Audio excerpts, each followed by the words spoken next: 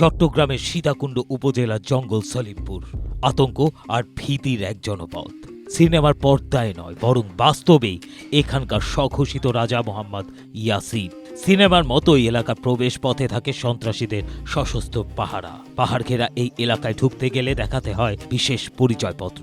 এমনকি প্রশাসন ও আইন শৃঙ্খলা রক্ষাকারী বাহিনীর সদস্যরাও ভেতরে যেতে পারেন না। স্থানীয় প্রশাসন ও আইন শৃঙ্খলা রক্ষাকারী বাহিনীর কাছে ইয়াসিন জঙ্গল সলিমপুর ও আলীনগর এলাকার অবৈধ দখলদার এবং একচ্ছত্র স্বঘোষিত রাজা হিসেবে পরিচিত।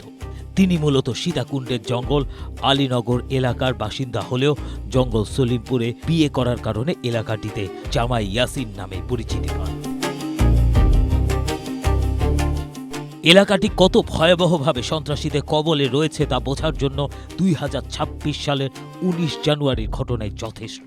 সেদিন জঙ্গল সলিমপুরে র্যাব 7-এর একটি দল সন্ত্রাসী গ্রেপ্তার অভিযানে গেলে ইয়াসিন বাহিনীর সশস্ত্র হামলার শিকার হন তারা। এই হামলায় গুরুতর আহত হয়ে র্যাব 7-এর উপসহকারী পরিচালক মোতালেব হোসেন ভূঁইয়া নিহত হন, যার প্রধান আসামি মোহাম্মদ ইয়াসিন।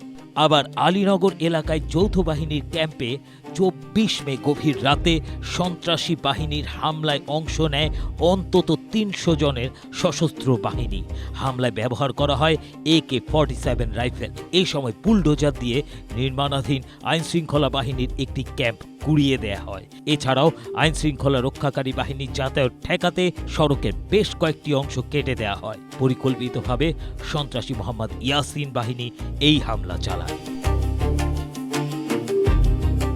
2023 সালে নোয়াখালী থেকে চট্টগ্রামে আসেন ইয়াসিন। শুরুতে একটি জুট মিলে চাকরি করলেও পরে আলীনগর এলাকায় বসবাস শুরু করেন। এরপর ধীরে ধীরে জড়িয়ে পড়েন অপরাধ জগতে। একসময় গড়ে তোলেন নিজস্ব সশস্ত্র বাহিনী। পরে পুরো এলাকাকে পরিণত করেন সন্ত্রাসীদের শক্ত ঘাঁটিতে। চট্টগ্রাম নগরের বায়েজিদ বোস্তামি থেকে 2 কিলোমিটার পশ্চিমে এশিয়ান উইমেন ইউনিভার্সিটি, এর বিপরীতে লিংক রোডের উত্তর পাশে 3100 একর জায়গায় জঙ্গল সলিমপুরের অবস্থান। সীতাকুণ্ডে এর অবস্থান নগরের কাছে। এলাকাটির পূর্ব দিকে রয়েছে হাটহাজারী উপজেলা এবং দক্ষিণে বায়েজিদ থানা। দুর্গম পাহাড়ি এলাকা হওয়ায় এটি হয়ে উঠেছে সন্ত্রাসীদের নিরাপদ আস্তানা। 4 দশক ধরে সরকারি পাহাড় কেটে গড়ে উঠেছে কয়েক হাজার অবৈধ বসতি। এখনো পাহাড় কেটে চলছে প্লট বাণিজ্য। আর এই বাণিজ্য ও দখল টিকিয়ে রাখতে এলাকাটিতে গড়ে তোলা হয়েছে সন্ত্রাসী বাহিনী। এলাকাটিতে সার্বক্ষণিক সশস্ত্র পাহারায় থাকে এইসব সন্ত্রাসীরা। পুলিশ ও জঙ্গল সলিমপুরের স্থানীয় লোকজনের দেয়া তথ্য মতে জঙ্গল সলিমপুর এলাকায় 2টি সন্ত্রাসী পক্ষ রয়েছে। একটি পক্ষের নেতৃত্বে রয়েছেন মোহাম্মদ ইয়াসিন ও অপর পক্ষে রয়েছে রোকন উদ্দিন। ইয়াসিনের রয়েছে 300 জনের একটি বাহিনী, রোকনের রয়েছে শতাধিক সদস্যের রোকন বাহিনী। 2022 সালের 18 জুলাই সলিমপুরের স্বঘোষিত রাজা সন্ত্রাসী ইয়াসিনকে গ্রেপ্তার করেছিল পুলিশ। ইয়াসিনের বিরুদ্ধে অস্ত্র, গুম ও নাশকতা সহ সীতাকুণ্ড থানায় 15টিরও অধিক মামলা রয়েছে।